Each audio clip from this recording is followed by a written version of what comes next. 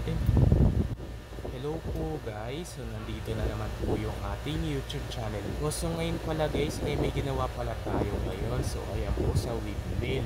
So ito guys, so hala guys, hala, magkakaibang windmill. Mali pa yung mga LC. Hala, ayan no, kasi nung hindi to naka-video guys, na tinesting ko to sa electric fan, umiikot na lang bigla. Umiikot pa rin talaga kahit maliit yung LEC. Ayan no. So ito guys ay bilangin natin yung LEC 1, 2, 3, 4. So apat na LEC guys yung nagawa ko. So alam mo ba guys kung paano ko to nagawa?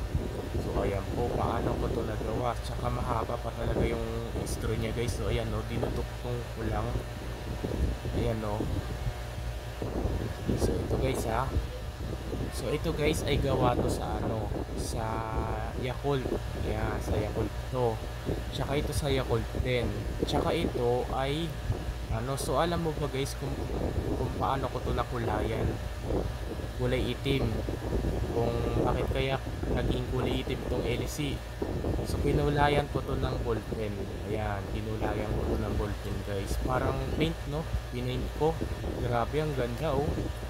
So hindi to Yakult guys, hindi to gawa sa Yakult, gawa to sa Delight. Ayan, so testingin na natin guys. Ayan guys, so hala, umikot yung apat. Ayan o,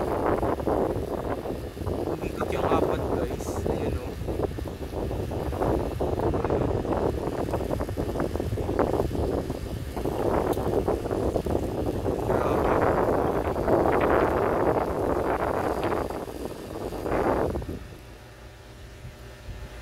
Ayan.